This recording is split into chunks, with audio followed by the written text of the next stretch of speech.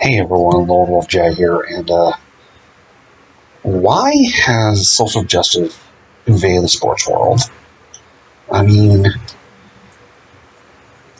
years ago, a couple years ago, Washington decided to finally change their name to whatever they're going to come up with. Now they're currently still being called the Washington Football Team, even though Dan Snyder said he was never going to change the name, and I know why he changed the name. 3 reasons: FedEx, Pepsi, Nike. All of them threatened to pull off their their uh, their what is it their sponsorships. Yeah, they hit Snyder what hurt in the wallet. Um, otherwise he would have still kept the name. They still have been called the Redskins today. Um,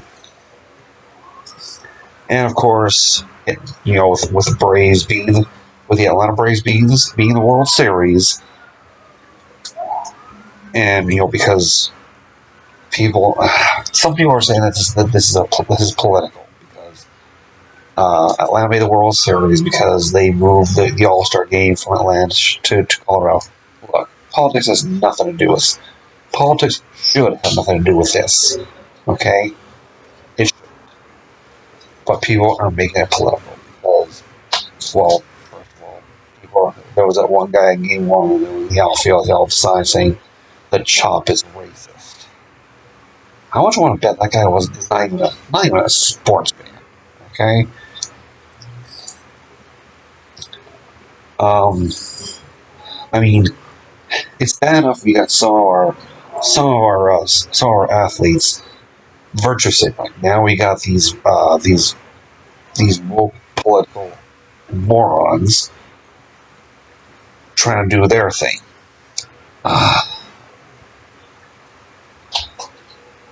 It's all ridiculous. Okay, woke politics, focus in sports. And now, of course, they've been wanting the Braves. They've been wanting the Braves to change the name and get rid of the Tom shop because it's culturally inappropriate or racist. Oh my God! And yet there are Native Americans in and around Atlanta who don't mind it. In fact, they like doing it. And of course, like with the Redskins, like the Washington Football Team, if you say that, they were paid. They've been paid by the team to do that. To that I say, bullshit.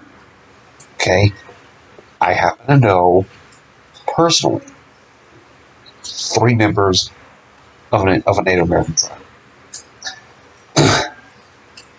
They're in the Albuquerque, New Mexico area. I would know them because my sister used to be with one of them. And we know him and his 2 brothers. 3. We used to know his parents. They're gone. Wait. There's a 4th. There's their uncle that we know. And they don't really care. Okay? And here's the thing. I would say at least 70, maybe 75% of these people who do this, this racist kind of thing, with the professional sports teams, a good chunk of them aren't even Native American. And they say, oh, we speak for those who can't speak for themselves. They can speak for themselves. They don't care. They don't give a fuck. Okay? The ones that do are the ones that are all political and have, issues. I'm sorry, anybody who does that kind of shit it's like, okay, just suck it up and, do something, pay attention to something else. I mean, that's one of the reasons why Cleveland is changing their name from the Indians to the Guardians. and Washington football team and Snyder, take notes from that. Don't announce your possible names ahead of time. Because if I remember correctly, I heard that someone went out and tried to get a patent or no, a copyright for each of those names. That way, anytime you use it, he gets money.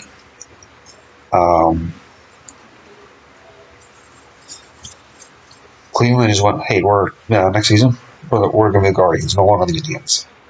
I highly doubt that the Braves owners, I don't think it's Ted Turner anymore, will say, well, next season we'll change our name. No. And of course they're saying, the Chiefs, they're going to change. They're coming for the Chiefs next. Here's the thing. There is a video that talks about the origins of the NFL, period. The history of the NFL. It's like a good hour or something long, but it's a really good hour-long watch. And it talks about all the way from the beginning of the NFL, when it was something of like the American Association of Professional Football Players, or something like that, before they became the NFL.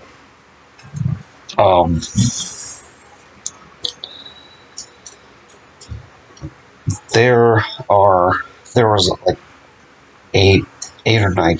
There was like a very few number, like a fraction of what it is now.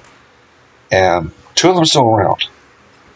One of them was known as the Decatur Staleys. They are now known as the Chicago Bears. The other was called the Chicago Cardinals. They're now the Arizona Cardinals.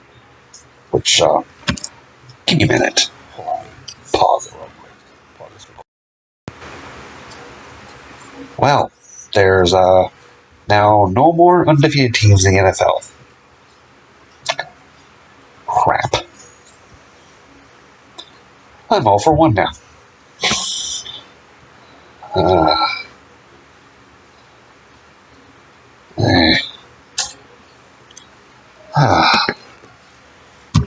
Part of betting pull at work, and I took the Cardinals today. Tom Grossi, congratulations, the Packers are winning. Anyway, back on this.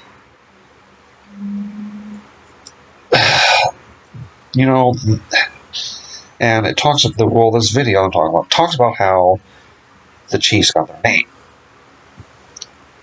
Nothing to do with Native Americans whatsoever. They were originally Houston, known as the Houston Texans. Yeah, the Texans were a team back then. There's a newer. The team that's out there right now is a newer one. By the way, go Rams! Are faced on this weekend. Anyway,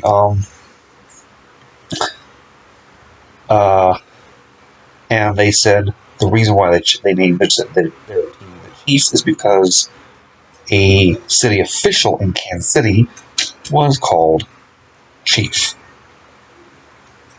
Plain and simple. Has absolutely nothing to do with Native Americans. But of course, they're gonna be like, oh well, wait, they won't pay attention to that. And I'll be honest with you, if any of these teams bend the knee and change their name, I'm gonna be like, oh my god, just stand up to these people. Don't give in. We already lost Washington. We already lost Cleveland to these woke bullshitters.